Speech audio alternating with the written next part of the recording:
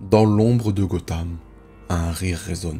Un rire qui glace le sang, qui défie la raison, qui incarne le chaos. Le Joker. Ce n'est pas seulement un homme, c'est une tempête de cruauté. Un miroir brisé de l'âme humaine. À travers les âges, il a pris 1000 visages, chacun plus tordu, plus malfaisant que le précédent. Mais parmi ces incarnations, certaines ont poussé la malice et la destruction à des sommets terrifiants. Nous allons plonger dans les abysses de la folie pour que je vous révèle 5 versions les plus cruelles et malfaisantes du Joker. Préparez-vous à découvrir des esprits dérangés, des plans diaboliques et des actes qui hanteront vos cauchemars. Accrochez-vous car le spectacle ne fait que commencer. Mais avant, n'oubliez pas de liker, de vous abonner et de booster car cette nouvelle fonctionnalité est très efficace et m'aidera énormément pour le référencement. Sur ce, c'est parti. En numéro 5, Joker Killer Smile. L'histoire se déroule à Gotham City où le Joker, criminel notoire et tueur en série, est emprisonné à l'asile d'Arkham après un nouvel assaut meurtrier contre la ville. Dans une cellule aux parois de verre, il est soumis à une analyse psychiatrique par le docteur Ben Arnell, un psychothérapeute idéaliste et confiant qui croit pouvoir diagnostiquer et guérir la folie du Joker. Ben, père de famille aimant, vit une vie paisible en banlieue avec sa femme Anna et leur jeune fils Simon. Cependant, son ambition de percer le mystère du Joker le conduit à s'engager dans un jeu psychologique dangereux. Ben commence ses séances avec le Joker. Ce dernier dépeint de manière inhabituellement sobre, sans son exubérance habituelle, se montre manipulateur et énigmatique. Il parle de la beauté du rire et de la création des choses sublimes, tout en mettant en doute les motivations de Ben. Le Joker insinue que ces séances ne servent pas à le guérir, mais à satisfaire l'ego du psychiatre. Ben, convaincu de pouvoir comprendre et traiter le Joker, persiste, malgré les avertissements de sa superviseure, le docteur Mary Hutching, qui craint que le Joker ne commence à jouer avec son esprit, comme il l'a fait avec d'autres, notamment Harley Quinn, devenue Harley Quinn. En parallèle, des scènes montrent les méfaits du Joker à travers des images cauchemardesques, comme des ballons libérant un gaz mortel qui laisse les victimes avec un rictus macabre. Ces visions, racontées par le Joker, s'immiscent subtilement dans l'esprit de Ben. À la maison, il reste un mari et un père attentionnés, mais des détails troublants émergent, comme un tableau de test de Rorschach accroché dans son salon, symbolisant son immersion croissante dans la psyché du Joker. Au fil des séances, le clown fou intensifie ses manipulations. Il raconte des histoires métaphoriques, notamment celle de Monsieur Sourire, un personnage fictif qui sème le chaos dans Bonheurville. Ces récits, illustrés dans un style enfantin mais sinistre, brouillent la frontière entre la réalité et fiction pour Ben. Le psychiatre commence à douter de ce qu'il perçoit. Il imagine le Joker dans sa maison, bien que celui-ci soit enfermé à Arkham. Les hallucinations de Ben s'aggravent et il devient obsédé par l'idée que le Joker peut être partout. Sa vie familiale commence à en souffrir. Il arrive en retard, préoccupé, et son comportement devient erratique. Ben perd le contrôle petit à petit. Le Joker, toujours calme et calculateur, exploite les failles psychologiques de Arnell, le poussant à questionner sa propre réalité et ses valeurs. Le psychiatre est complètement submergé par la folie instillée par le Joker. Confrontant son patient, il accuse ce dernier de manipuler son esprit. Mais le Joker, avec un sourire glacial, renforce son emprise, convainquant Ben que la réalité n'est qu'une illusion. Dans un moment de désespoir, Arnell, manipulé, aide le Joker à s'échapper d'Arkham, croyant qu'il agit pour le bien. La descente aux enfers de Ben est totale. Il perd tout contact avec la réalité et sa vie de famille s'effondre. Cependant, Batman intervient à temps pour déjouer le plan du Joker. L'évasion est stoppée, mais le mal est fait. Ben est brisé, sa santé mentale détruite par l'influence du Joker. Le tout se termine sur une note sombre, glauque, horrifique. Ben se rend chez lui, l'esprit complètement malade, avec la ferme intention de mettre fin à la vie de sa femme. Il s'approche d'elle, lève son pistolet, et au même moment, son fils surgit de la chambre, le visage peint comme un clown, et dit « Papa, emmène-moi avec toi ». Car son comportement, sa folie, s'est propagée à son propre enfant. Tout cela montre l'étendue de la capacité du Joker à corrompre et à détruire ceux qui tentent de le comprendre. The Joker Smile est un thriller psychologique qui explore la manipulation, la fragilité de l'esprit humain et l'impossibilité de comprendre pleinement la folie du Joker. Contrairement à d'autres récits mettant en scène le personnage, cette histoire met l'accent sur son pouvoir psychologique plutôt que sur ses actes criminels spectaculaires. Joker Killer Smile est une plongée dans les abysses de la psyché humaine où le Joker, fidèle à sa réputation, manipule et détruit sans effort apparent. Ben Arnell, initialement confiant, devient une victime de plus, illustrant l'impuissance face à la folie du Joker. Bien que Batman intervienne, l'histoire souligne que personne, pas même le Chevalier Noir, n'échappe totalement à l'influence du clown. En 4, Batman Endgame. L'histoire se déroule après les événements de Batman Eternal où Gotham City est encore sous tension. Le Joker, absent depuis Death of the Family où il avait tenté de détruire les alliés de Batman, réapparaît avec un plan plus destructeur que jamais. Cette fois, il ne cherche pas seulement à tourmenter Batman, mais à anéantir tout ce qui lui est cher, y compris Gotham et ses habitants, de leur lien unique par Batman, qui récupère d'une attaque de gaz de peur orchestrée par l'épouvantail dans son nouveau repère, une planque saisie à la cour des hiboux. Soudain, il est attaqué par Wonder Woman, déterminée à le tuer. Batman, réalisant que la Justice League entière est compromise, active le plan Fenrir, une armure robotique conçue pour affronter ses alliés surpuissants. Avec l'aide d'un gaz d'évacuation, il force les citoyens de Gotham à quitter la ville pour limiter les dommages collatéraux. Il parvient à neutraliser Wonder Woman, Flash et Aquaman en utilisant des tactiques spécifiques à leur faiblesse, mais il est ensuite confronté à Superman qui le projette dans le Gotham Royal Caesar. Là, Superman infecté révèle un sourire grotesque suivi par le rire des autres membres de la Ligue. Il est évident que le Joker est derrière cette manipulation, ayant affecté la Justice League avec une version améliorée de sa toxine adaptée à chaque membre. Batman affronte Superman, utilisant un chewing-gum à base de kryptonite pour le neutraliser temporairement. Il se rend ensuite à l'ancienne cellule du Joker à l'asile d'Arkham, désormais abandonnée, pour enquêter. Là, il rencontre Eric Border, un employé de l'Arkham Manor qui prétend vouloir aider Gotham. Cependant, Border révèle sa véritable identité. Il est le Joker, ayant utilisé des relaxants musculaires et des drogues pour dissimuler son apparence. Il avoue qu'il trouve désormais Batman ennuyeux après leurs derniers affrontements dans Death of the Family. Il immobilise Batman avec un gaz paralysant, annonçant que son véritable plan commence à peine. Batman se réveille pour découvrir que le Joker a libéré un pathogène aérien incurable à Gotham, transmis par le rire, qui transforme les victimes en copies du Joker, avec des visages déformés et des sentiments d'amour convertis en haine violente. Le chaos s'installe dans la ville.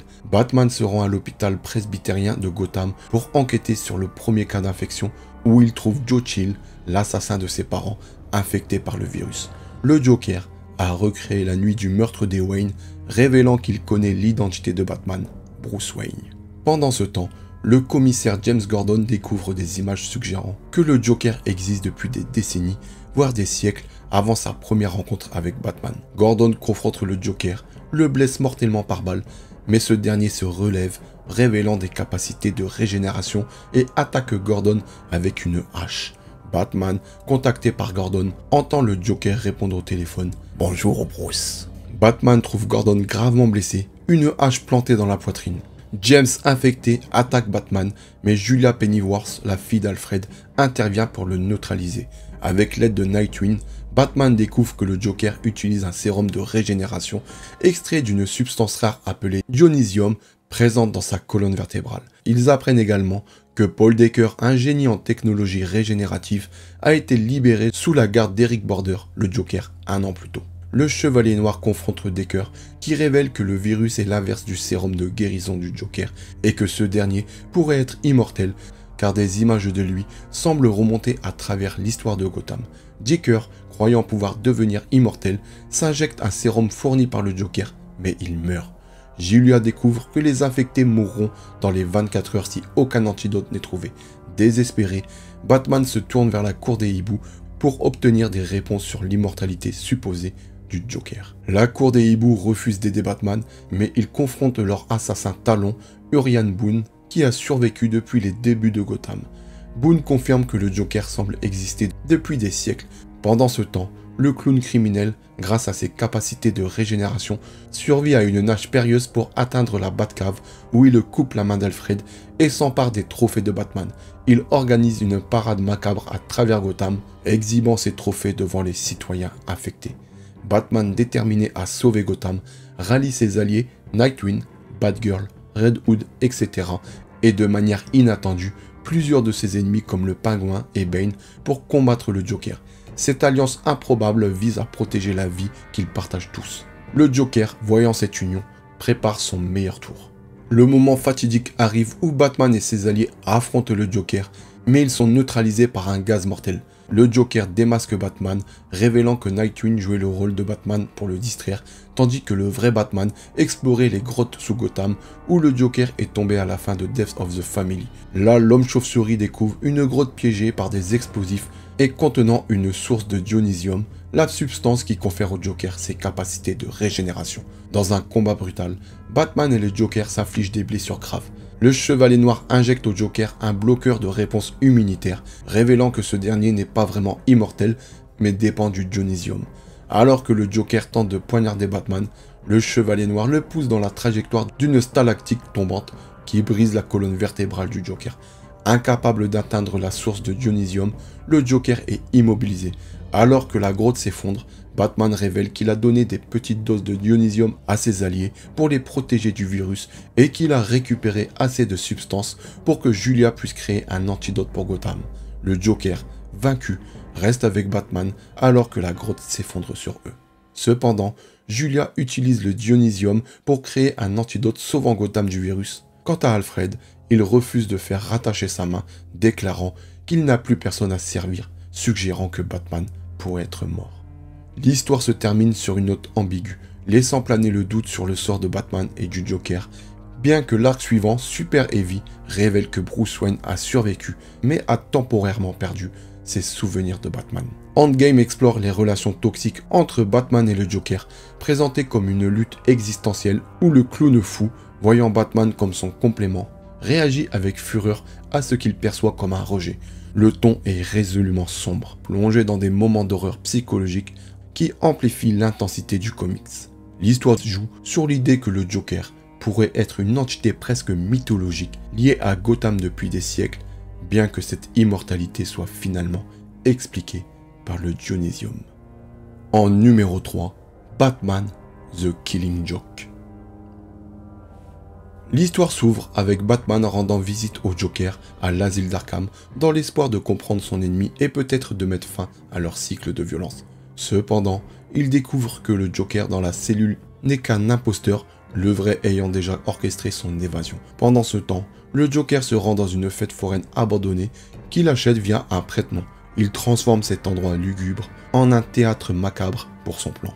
Il décide de cibler le commissaire James Gordon, un symbole de droiture à Gotham, pour prouver sa théorie selon laquelle une seule journée tragique peut faire basculer n'importe qui dans la folie. Il se rend chez Gordon et tire sur Barbara Gordon, sa fille, anciennement Batgirl, la blessant grièvement. La balle traverse sa colonne vertébrale, la laissant paraplégique. Le Joker kidnappe ensuite Gordon, le déshabille et l'enferme dans une cage, l'emmenant à la fête foraine pour le soumettre à une torture psychologique. À la fête foraine, il soumet Gordon à un spectacle cauchemardesque. Nu et enchaîné, ce dernier est forcé de regarder des images projetées de Barbara, blessée et humiliée, prise par le Joker et ses sbires. Le clown prince du crime espère briser l'esprit de Gordon en le confrontant à l'horreur de ce qui est arrivé à sa fille. À travers des chansons et des discours nihilistes, le Joker proclame que la vie est absurde, que la morale est futile et que la folie est la seule réponse logique à un monde chaotique. Pendant ce temps, Batman suit les indices laissés par le Joker qui semble vouloir être retrouvé. Il découvre l'attaque contre Barbara et, horrifié, se lance à la poursuite du clown, déterminé à sauver Gordon avant qu'il ne soit trop tard. Les scènes de l'enquête de Batman sont entrecoupées de flashbacks sur le passé du Joker, offrant un aperçu de ce qui pourrait avoir conduit à sa transformation. Dans ces flashbacks, on découvre un homme anonyme, un comédien raté luttant pour subvenir aux besoins de sa femme enceinte, Janine. Désespéré, il accepte de participer à un braquage organisé par des criminels qui l'obligent à porter le masque du Red Hood.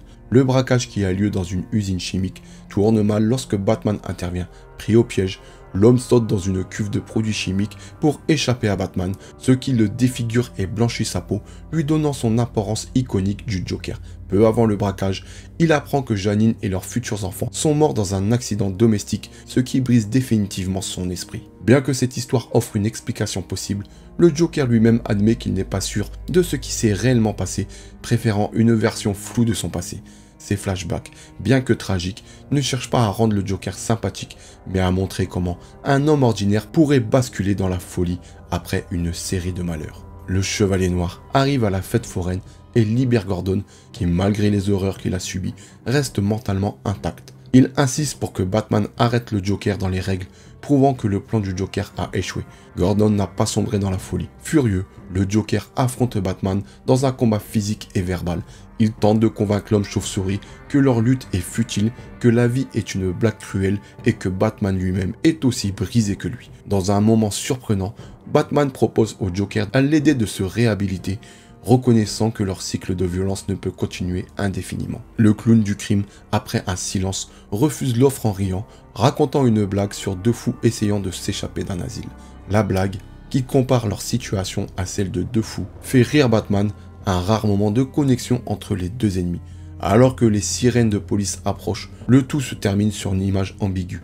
Les deux hommes rient ensemble sous la pluie, mais le sort du Joker reste incertain. Batman The Killing Joke est une exploration profonde dans la relation entre Batman et le Joker, présentée comme deux faces opposées d'une même pièce. Le Joker voit Batman comme un reflet de lui-même, un homme façonné par une tragédie, mais qui a choisi l'ordre plutôt que le chaos. Le tout examine la fragilité de l'esprit humain et pose la question de savoir si une seule mauvaise journée peut briser n'importe qui. Cependant, à travers la résilience de Gordon, on peut suggérer que la moralité et la force d'esprit peuvent triompher, même face à l'horreur. En 2, Injustice God Among Us. Dans Year Zero, le Joker conçoit un plan pour corrompre Superman, qu'il voit comme le paragon de l'ordre et de la vertu. Frustré par ses échecs répétés contre Batman, il décide de s'attaquer à un héros plus vulnérable émotionnellement. Utilisant un artefact mystique, l'amulette d'Apophis, le Joker manipule les membres de la Justice Society, prenant temporairement le contrôle de leur esprit. Il tente de posséder Superman, mais Batman parvient à libérer ce dernier en l'atteignant émotionnellement. Voyant cela comme un défi, le Joker décide de briser Superman, non pas par la force, mais par la tragédie. Il élabore un plan pour détruire Metropolis et tuer Lois Lane, la femme de Superman, convaincu que cela le fera basculer dans la folie. Le Joker met son plan en action. Avec l'aide de Harley Quinn, il vole de la kryptonite à Star Labs et s'associe à l'épouvantail pour créer une version spéciale de la toxine de peur mélangée à de la kryptonite. Il kidnappe Lois Lane, enceinte, et la piège dans un sous-marin à Metropolis. Le Joker utilise sa toxine pour faire halluciner Superman, lui faisant croire que Lois est Doomsday. Superman, agissant sous l'effet de la drogue, emmène Lois dans l'espace où elle suffoque, tuant à la fois elle et leur enfant à naître. Le Joker a également synchronisé le rythme cardiaque de Lois à une bombe nucléaire qui explose lorsque son cœur s'arrête, détruisant Metropolis et tuant des millions de personnes. Alors que Batman interroge le Joker au commissariat de Gotham City pour savoir d'où provient l'arme nucléaire, Superman, fou de chagrin, fait irruption. Le Joker le nargue, se moquant de la destruction de Metropolis et de la perte de Lois, et insinue qu'il recommencera. Poussé à bout, l'homme d'acier tue le Joker en lui perforant la poitrine, arrachant son cœur sous les yeux horrifiés de Batman. Cet acte marque le début de la descente de Superman vers la tyrannie et établissant le régime de la Terre unique. Ainsi, le Joker, bien que mort dans l'univers d'Injustice, devient l'instigateur de la division entre Superman et Batman, déclenchant des événements terribles à venir. Dans Injustice 2, même si le Joker est mort, son influence perdure. Lors d'une confrontation avec l'épouvantail, Harley Quinn inhale du gaz de peur et hallucine le Joker, qui tente de la manipuler pour tuer Batman et revenir à son ancienne vie criminelle. Cependant, Harley, ayant évolué en héroïne, résiste et combat la vision du Joker, surmontant son influence. Cela montre que même mort, le Joker continue de hanter ce qu'il a touché. Ce Joker de Injustice est un catalyseur du chaos, dont les actions ont des répercussions massives. Contrairement à d'autres comics où il cible principalement Batman, ici, Il s'attaque à Superman pour prouver que même le plus grand héros peut tomber. Son utilisation de la toxine de peur et de kryptonite montre son génie manipulateur, tandis que son bref rôle dans l'univers alternatif met en avant son opportunisme et son incapacité à changer, même face à Harley réformé. Le reflet du Joker dans l'impact de l'univers le rend systématiquement sombre et chaotique. En numéro 1, The Batman Wolox. Le Batman Wolox provient d'un univers du Dark Multiverse, un ensemble de réalités instables où les peurs et les pires scénarios des héros se réalisent. Dans cet univers, Terre 22, Bruce Wayne, alias Batman, affronte le Joker dans une bataille finale après que ce dernier a semé un chaos sans précédent, tuant de nombreux ennemis et alliés de Batman, dont le commissaire Gordon. Et pour briser encore plus l'âme du Chevalier Noir, le Joker a fait réunir plein de parents avec leurs enfants, les assassinant un par un pour lui faire revivre le cauchemar du meurtre de ses propres parents. Puis ensuite, il infecte avec un poison les enfants qui se transforment en petits Jokers. Là, c'en est trop. Dans cet acte de désespoir, Batman brise son propre code moral et tue le Joker en lui brisant la nuque. Cependant, le Joker avait prévu ce moment. En mourant, il libère une toxine spéciale, une version évoluée de son venin qui infecte Bruce Wayne. Cette toxine altère l'esprit de Bruce, fusionnant son intellect stratégique et sa discipline de Batman avec l'idéologie et la cruauté du Joker. En quelques jours, Wayne, désormais le Batman Wolox, sombre dans la folie. Il massacre ses propres alliés, y compris la Bat-Family, Nightwing, Redwood, Batgirl, etc. et transforme son fils adoptif, Damian Wayne, en un Robin sauvage attaché à des chaînes qu'il traite comme un animal de compagnie.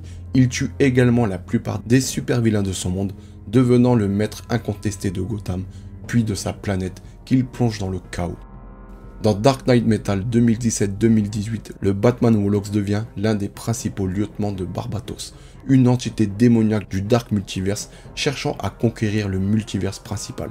Barbatos, ayant observé les peurs de Batman à travers le multiverse, recrute le Batman Wolox et 6 autres versions corrompues de Batman, formant les Dark Knight. Chaque Dark Knight représente une peur spécifique de Bruce Wayne, et le Batman Wolox est le chef de ce groupe incarnant la peur ultime de Batman, devenir le Joker, son pire ennemi. Le Batman qui rit arrive dans l'univers principal Terre Zéro avec les Dark Knight utilisant des métaux cosmiques comme l'électrum et le Nef Metal pour semer le chaos. Il orchestre l'invasion de Gotham, manipulant héros et vilains pour affaiblir la Justice League. Il capture Superman et sa famille, les emprisonnant dans une forteresse alimentée par un baby Darkseid et utilise une version corrompue de la Batcave comme base. Son plan est de plonger le multiverse dans les ténèbres, permettant à Barbatos de régner. Cependant, Batman de Terre Zéro et la Justice League, aidés par des alliés comme Wonder Woman, Green Lantern et le Joker de l'univers principal ironiquement, contre-attaquent. Le Batman Wolox révèle son génie tactique, anticipant presque tous les mouvements de Batman, mais il sous-estime la volonté de la Justice League dans un affrontement final. La Ligue utilise le pouvoir du Death Metal, l'élément X, pour repousser Barbatos et les Dark Knight. Le Batman Wolox est vaincu temporairement, mais il s'échappe, promettant de revenir. Dans la mini-série The Batman Wolox sortie en 2018-2019, ce dernier revient dans l'univers principal avec un plan encore plus sinistre. Il infecte 6 individus clés de l'univers d'ici avec une version modifiée de la toxine du Joker, les transformant en version corrompue d'elle-même. Ces infectés incluent Shazam, Blue Beetle, Donna Troy, Hawkman, Supergirl et le commissaire Gordon, chacun devenant un pion dans son jeu. Il cherche à détruire Batman en le confrontant à sa propre moralité. Il libère une toxine dans Gotham, transformant les citoyens en maniaques hilars et piège Batman dans un jeu psychologique. Il révèle qu'il a étudié toutes les failles de Bruce Wayne, utilisant ses connaissances de Batman contre lui. Il tente également de corrompre Bruce en lui injectant une version diluée de la toxine, espérant le transformer en un autre Batman Wolox. Dans un twist, un autre Batman du Dark Multiverse, surnommé le Grim Knight, une version où Bruce Wayne devient un tueur armé après la mort de ses parents, apparaît comme un allié du Batman Wolox, mais leur alliance est tendue. Batman, aidé par le Joker de l'univers principal, qui déteste l'idée qu'une version de Batman ait pris sa place, parvient à déjouer le plan de Batman Wolox. Dans un affrontement final, le Chevalier Noir utilise un antidote pour neutraliser la toxine et emprisonne à nouveau Batman Wolox. Bien que ce dernier reste confiant, insinuant que sa corruption laisse une marque indélébile sur Bruce. Et dans Dark Knight Death Metal, le Batman Wolox atteint l'apogée de son pouvoir. Après avoir été emprisonné, il manipule Perpetua, une entité cosmique créatrice du multiverse, pour prendre le contrôle du Dark Multiverse. Il se réinvente une forme encore plus puissante, le Darkest Knight, en absorbant l'énergie du Docteur Manhattan corrompu. Dans cette forme, il devient une menace cosmique capable de réécrire la réalité elle-même. Devenu désormais le Darkest Knight, il cherche à détruire le multiverse pour créer un nouveau cosmos à son image où chaque réalité est une variation de ses désirs idéologiques. Il contrôle une armée de versions corrompues de héros, y compris des Batmen monstrueux du Dark Multiverse. Il piège Wonder Woman, Batman et Superman dans des réalités cauchemardesques, mais sous-estime la détermination de Wonder Woman qui rallie les héros pour une bataille finale. Dans un affrontement épique, Wonder Woman, aidée par une alliance improbable incluant Lex Luthor et le Joker, utilise le pouvoir du multiverse pour contrôler le Darkest Knight. Batman sacrifie temporairement sa vie pour affaiblir le Batman Wolox, permettant à Wonder Woman de le vaincre en le piégeant dans une réalité où il est forcé de revivre ses échecs. Le Darkest Knight est finalement détruit et le multiverse est restauré, bien que l'influence du Batman Wolox laisse des cicatrices psychologiques sur les héros. Pour conclure, ce Batman Wolox est une création terrifiante née des pires aspects de Batman et du Joker, de son origine dans le Dark Multiverse, dans le Dark Knight, dans le Dark Knight Metal, puis de menaces cosmiques dans Death Metal. Il incarne le chaos ultime que Batman craint de devenir. Ses manipulations, son intelligence et sa cruauté en font un adversaire redoutable, défiant non seulement Batman, mais tout le multiverse d'ici. Bien que vaincu, son héritage persiste comme un avertissement. Même les héros les plus grands peuvent tomber s'ils succombent à leurs peurs les plus profondes. Nous arrivons à la fin de la vidéo les amis. Vous dites-moi dans les commentaires lequel parmi ces 5 avez-vous trouvé le plus cruel et plus terrifiant.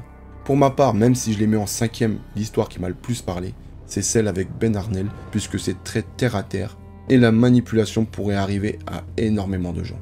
Sur ce, j'ai hâte de voir vos préférences dans les commentaires et nous on se dit à très bientôt pour une nouvelle vidéo.